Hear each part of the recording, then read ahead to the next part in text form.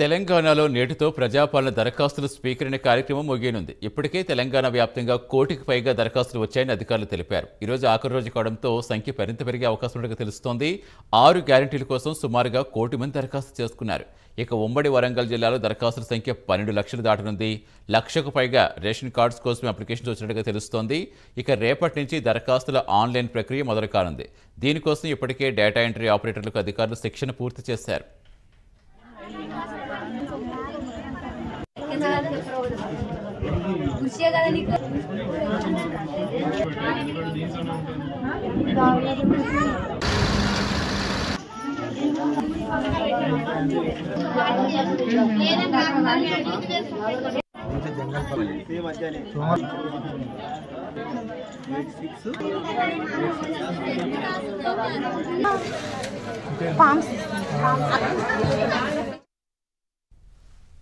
ఈ రోజుతో ప్రజాపాలన కార్యక్రమం ముగియనుంది. ఇక పూర్తి వివరించేందుకు మా కరెస్పాండెంట్ తిరుపతి జరుగుతుంది. తిరుపతి ఓవరాల్గా ప్రజాపాలన కార్యక్రమం అయితే ఈ రోజుతో ముగిపోతుంది.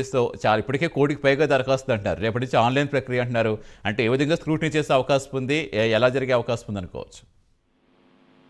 Good morning Satish. కాంగ్రెస్ ప్రభుత్వం ఏర్పడిన తర్వాత 6 గ్యారంటీలను అమలు చేసే లక్ష్యం విధంగా ప్రజాపాలన కార్యక్రమాన్ని కాంగ్రెస్ ప్రభుత్వం చేపట్టింది. మొదటగా 2 గ్యారంటీలు అమలు చేశారు. తర్వాత మిగతా గ్యారంటీలు అమలు చేసేందుకు ఈ ప్రజాపాలన కార్యక్రమం చేపట్టి ప్రజాపాలన ద్వారా రాష్ట్ర వ్యాప్తంగా దరఖాస్తులను తీసుకున్నటువంటి పరిస్థితి కనబడుతుంది. ఇవాళతో కూడా దరఖాస్తుల ప్రక్రియ ముగుస్తుంది. ఈ రోజు సాయంత్రం 5 గంటల వరకు మాత్రమే ఎవరైతే అప్లికేషన్లు ఇస్తారో వారి అప్లికేషన్లు తీసుకునేందుకు అధికారులు అన్ని ఏర్పాట్లు పూర్తి చేసి ఈ రోజు వరకు సాయంత్రం ముగినటువంటి పరిస్థితి. రాష్ట్ర వ్యాప్తంగా కాంగ్రెస్ ప్రభుత్వం చాలా ప్రతిష్టాత్మక తీసుకొని అన్ని జిల్లాలకు ఇన్ఛార్జిగా మంత్రులను నియమించి ప్రజాపాలన కార్యక్రమం ద్వారా గ్రామాలలో కౌంటర్లు ఏర్పాటు చేసి మహిళా కౌంటర్లు, పురుషుల కౌంటర్లు ఏర్పాటు చేసి ఈ ప్రజాపాలన దరఖాస్తులను తీసుకున్న పరిస్థితి. రాష్ట్ర వ్యాప్తంగా ఇప్పటికే 1 కోటికి పైగా దరఖాస్తులు వచ్చినట్లు అధికారులు చెప్పినటువంటి పరిస్థితి కనబడుతుంది. ఇంకా ఇవాళ సాయంత్రం వరకు కూడా ఆ సంఖ్య పెరిగే అవకాశం ఉన్నట్టు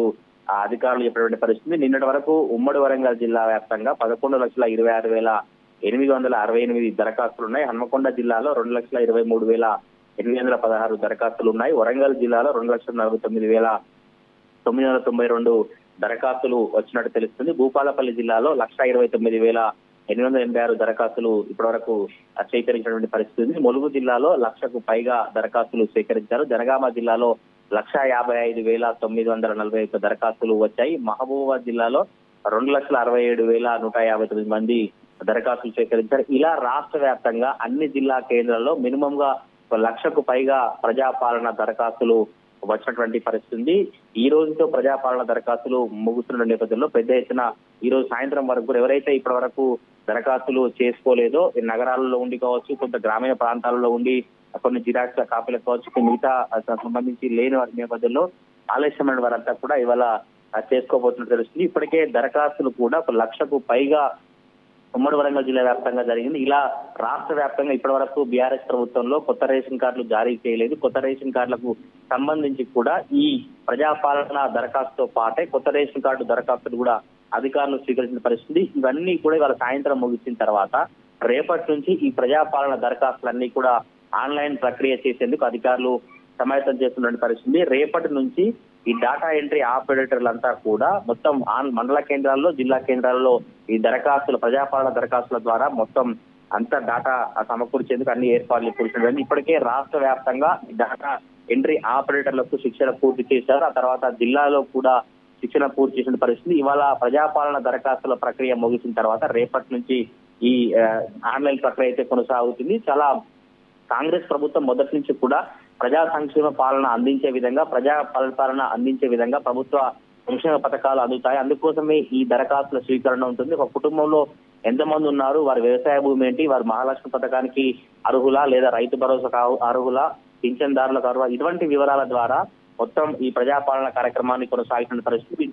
ఎప్పటికప్పుడు స్థానికంగా ఎమ్మెల్యేలు కావచ్చు, జిల్లా మంత్రులంతా కూడా ఈ ప్రజా పాలన కార్యక్రమంలో పాల్గొంటూ ప్రజలకు అవగాహన కల్పిస్తూ ఈ దరఖాస్తులు తీసుకునే పరిస్థితి. ఈ నేటితో దరఖాస్తులు ముందున్నాయి. Satish. Right, thank you Tirupati.